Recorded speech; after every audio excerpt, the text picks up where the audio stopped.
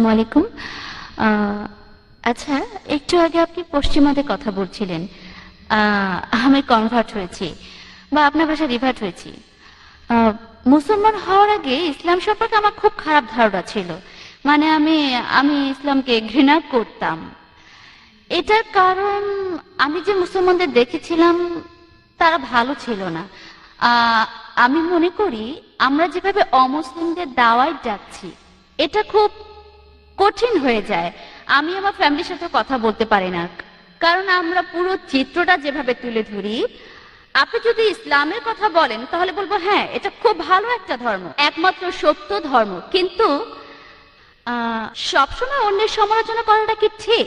মানে এভাবে কথা বলাটা ঠিক না। পশ্চিমাদের এত বেশি সমালোচনা করা, আপনি যেসব ধর্ষণের কথা বলছেন, মুসলমান দেশেও সেটা হয়, মধ্যপ্রাচ্যের দেশেও হয়।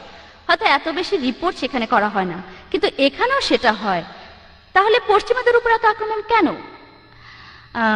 এবং আরেকটা ব্যাপার হলো মহিলাদের। আপনি বললেন যে অমুসলিমরা বলে যে ইসলামে মহিলাদেরকে ছোট করে দেখে। কোরআনে অনেক কথা বলা হয়েছে পুরুষ এবং মহিলাদের সম্পর্কে, কিন্তু পুরুষদের সম্পর্কে যেগুলো বলা হয়েছে সেগুলোকে সবাই এড়িয়ে যাচ্ছে। আর মহিলাদের জন্য যা কিছু বলা হচ্ছে সেগুলোকে সবাই খুব কড়াকড়ি ভাবে দেখছে। আপনি একটু আগে বললেন গুণী স্বামী এবং গুণী স্ত্রীর কথা, কিন্তু আমি যখন বিভিন্ন বই পড়ি সেখানে লেখা থাকে শুধু গুণবতী স্ত্রীর কথা, আর শুধু বলা হচ্ছে মহিলাদের কি কি করা উচিত। এমনটা কেন হচ্ছে? এসব আমরা করি বলেই অনেক অমুসলিমদেরকে বোঝানো কঠিন হয়ে যায়। এখানে উদাহরণ হিসেবে বলি যে আমি শুনেছি যে রাসূলুল্লাহ সাল্লাল্লাহু আলাইহি ওয়াসাল্লাম তার স্ত্রীদেরকে গৃহস্থলী বিভিন্ন কাজে সাহায্য করতেন। তাহলে আমাদের এই বইগুলো কেন শুধু একথাই বলে যে কিভাবে একজন ভালো স্ত্রী হওয়া যায়? কেন একথা কেউ বলে না যে কিভাবে একজন ভালো স্বামী হওয়া যায়? আসলে কি সব জায়গায় সব কিছুতেই মহিলাদের কথা বলা হচ্ছে। মহিলাদের এটা করা উচিত, ওটা করা উচিত।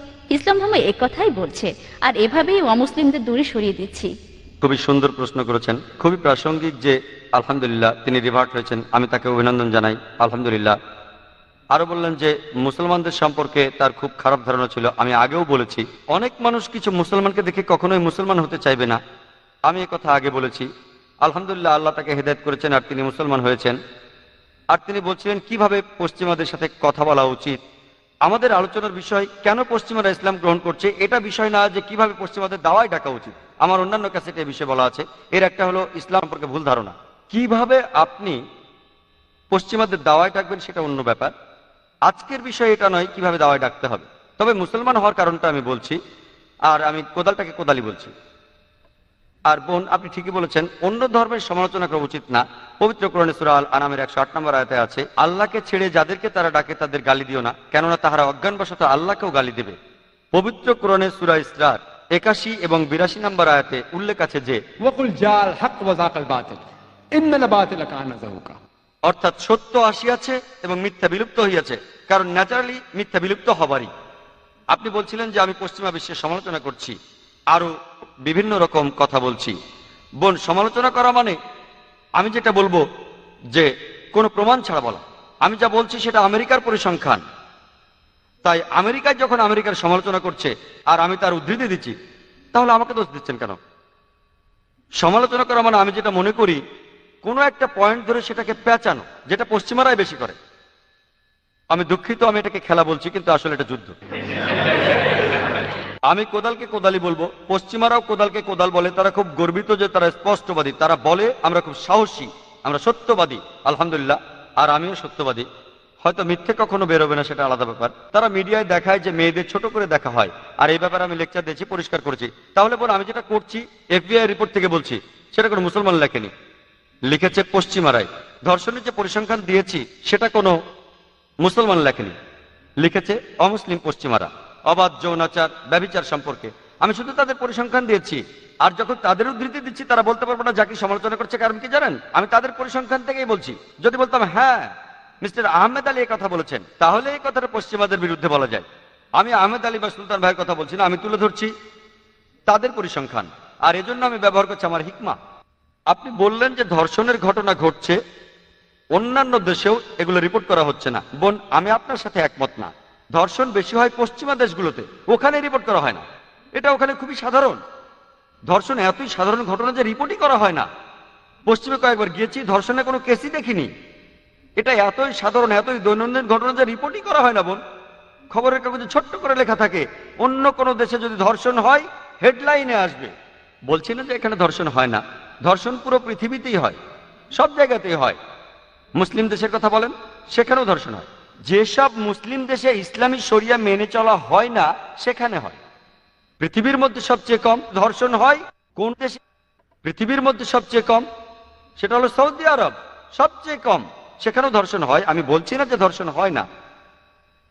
পৃথিবীর সব গোত্রে কিছু কুলাঙ্গার থাকে, তবে পুরো পৃথিবীর মধ্যে সবচেয়ে কম ধর্ষণ ঘটে সেটা হলো সৌদি আরবে। পৃথিবীর মধ্যে সবচেয়ে কম ডাকাতির ঘটনা ঘটে সৌদি আরবে। হ্যাঁ, অনেক মুসলিম দেশ আছে যারা ইসলাম অনুসরণ করে না, তারা হলো নকল মুসলমান। রিপোর্ট করা হলে অন্যান্য দেশে সেটা খবরের কাগজের হেডলাইন হয়, কারণ ধর্ষণ হলো একটা কলঙ্কিত ঘটনা। আর আমেরিকায় এটা দৈনন্দিন জীবন। যেমন একজন ডাক্তারের ঘটনা, রোগী বলল তার যৌন রোগ আছে, ডাক্তারও বলল তারও আছে। অবাক হওয়ার কিছু নেই, তারা আসলে নির্লজ্জ। আমার কাছে তারা নির্লজ্জ, তাদের কাছে এটা ঠিক। তাই বোন, আমি যখন সত্যি কথাটাই বলছি আমাকে বলতেই হবে। আমি সবচেয়ে ভদ্র ভাষায় বলেছি জনগণের সম্পত্তি, তবে এটাই সত্যি। লোকে হয়তো বলবে সমালোচনা করছি, কিন্তু কোদালকে কোদালি বলবো। আর এভাবে বলাটাই পশ্চিমারা বেশি পছন্দ করে, আলহামদুলিল্লাহ। প্রথম প্রশ্ন, তাদের সমালোচনা করছি, আসলে তাদের পরিসংখ্যানটাই বলছি। যেমন কোরআন বলছে হিকমার সাথে দাওয়া দিতে। ادعو الى صبر ربك بالحكمه والموعظه الحسنه وجادلهم بالتي احسن। মানুষকে তোমার প্রতিপালকের প্রতি আহ্বান করো হিকমত ও সদুপদেশ দ্বারা, আর তাহাদের সহিত তর্ক করো উত্তম পন্থায়। আমাদের নবী খ্রিস্টানদের উদ্দেশ্যে বলেছেন, ولا تقولوا ثلاثه। কোরআন বলছে যদি কোনো খ্রিস্টানকে বলেন তোমরা শিরক করো না, এসব থামাও, এটা তোমার ভালোর জন্য, খুব ভদ্রভাবেও যদি বলেন সে অবশ্যই কষ্ট পাবে। তাহলে কোনো মানুষকে মিথ্যে হতে মুক্ত করতে চাইলে যেভাবেই বলেন সে কষ্ট পাবেই। কোনো খ্রিস্টানকে যদি বলেন তুমি যীশু খ্রিস্টের পূজা কেন করছো, যদি কথাটা খুব সুন্দরভাবে বলেন তাহলেও সে কষ্ট পাবে। তাই আমি বলবো সবচেয়ে ভদ্রভাবে, যেটা গ্রহণযোগ্য, তারপরও সে কষ্ট পাবেই। এমন না যে আমি তাদের অপমান করার জন্য এভাবে বলছি, এখানে আমি পরিসংখ্যান দিচ্ছি। এটা আপনার দ্বিতীয় প্রশ্নের উত্তর। তৃতীয় প্রশ্ন হলো, কেন মুসলমান পণ্ডিত আর বক্তারা শুধু মহিলাদের নিয়ে কথা বলেন, মহিলাদের নিয়ে আয়াতগুলো উদ্ধৃতি দেন, আর পুরুষদের দায়িত্ব কর্তব্য সম্পর্কে কিছুই বলেন না? বোন, আমার ক্যাসেটগুলো আপনার দেখা উচিত, ইসলামে মেয়েদের অধিকার। আর আমার লেকচার শুনে লোকজন প্রশ্ন করেছিল আমি কখনো ইসলামে পুরুষের অধিকার নিয়ে বলবো। এই ক্যাসেটে আমি বলেছি স্ত্রীর সাথে স্বামীর কিরকম ব্যবহার করা উচিত। এমনকি আজকেও যদি আপনি শুনে থাকেন, যখন হিজাব সম্পর্কে বলছিলাম ঠিক আপনার কথাটাই বলেছি। সাধারণত মুসলমান বক্তারা মেয়েদের হিজাবের কথা বলে, কিন্তু আল্লাহ প্রথমে বলছেন পুরুষের হিজাবের কথা। তাই এই মানুষগুলো কেন এমন করছে তাদের জিজ্ঞাসা করুন, আমি সব বলতে পারবো না। আপনি যদি ইসলামের নিরপেক্ষ পথ আলহামদুলিল্লাহ দেখতে চান, আমার ভিডিও ক্যাসেটগুলো দেখতে পারেন। আর সেখানে আপনি দেখবেন যে ইসলামে মেয়েদের অধিকারের মধ্যে আছে কিভাবে একজন স্বামী তার স্ত্রীর সাথে ব্যবহার করবে। এরকম আরো অনেক পুরুষই আমার কথাগুলো পছন্দ করেনি, আর তারা প্রশ্ন করেছিলেন কবে আমি ইসলামে পুরুষের অধিকার নিয়ে কথা বলবো। তাই বোন, আমি আগেও বলেছি আলহামদুলিল্লাহ ইসলাম বিশ্বাস করে সাম্যবাদে পুরুষ আর মহিলার মধ্যে। তবে সাম্যবাদ মানে একই রকম কিছু নয়। পুরুষ আর মহিলা সমান, কিন্তু তারা একই রকম নয়। আর আমি আমার লেকচারে বলেছি মহিলাদের আধ্যাত্মিক অধিকারের কথা, সামাজিক অধিকার বলেছি, অর্থনৈতিক অধিকারের কথা, আইনগত অধিকার, রাজনৈতিক অধিকার, শিক্ষার অধিকার। আলহামদুলিল্লাহ আমি বোঝাতে চেয়েছি আলহামদুলিল্লাহ ইসলাম বিশ্বাস করে সাম্যবাদ পুরুষ আর নারীর মধ্যে। সাম্যবাদ মানে একই রকম নয়। পশ্চিমাদের সাথে তুলনা করেন, আবারও পরিসংখ্যান দিচ্ছি, তারা যা বলে সেটাই বলছি। পশ্চিমা বিশ্ব যে মানব সভ্যতার কথা বলে, সেটা ছদ্মবেশে ভেতরে লালন করে একটা শরীরকে শোষণ করা, সম্মানের অবমাননা করা, আর একটি আত্মাকে বঞ্চিত করা। পশ্চিমা সমাজ আসলে মহিলাদের অধিকার দেবার কথা বলে তাদেরকে নামিয়ে দিয়েছে উপপত্নীর স্তরে, রক্ষিতার স্তরে। তারা সমাজের কিছু প্রজাপতি যারা আসলে আনন্দ পিয়াসী আর সেক্স মার্কেটিয়ারদের হাতের খেলনা ছাড়া কিছুই নয়। এদের পাবেন আর্ট অ্যান্ড কালচারের রঙিন পর্দার সামনে আর পেছনে। পশ্চিমা বিশ্ব মেয়েদের অধিকার দেওয়ার কথা বলে আরো নিচে নামিয়ে দিয়েছে। তারা বলে ও মেয়েদের অধিকার রক্ষা করতে হবে। কি করছে তারা? আপনারা অনেকেই হয়তো সেখানে গেছেন। এই সব কিছুই হচ্ছে সেখানে আর্ট অ্যান্ড কালচারের নামে রঙিন একটা পর্দা। তার পেছনে কি হচ্ছে তা জানেন না। তারা সব বদলাতে চায়। যদি পুরুষরা পারে তাহলে মহিলারা কেন পারবে না? পুরুষ এবং মহিলারা সমান, কিন্তু তারা একই রকম নয়। পুরুষ আর মহিলা শারীরিকভাবে আলাদা, তাদের দৈহিক গঠন আলাদা।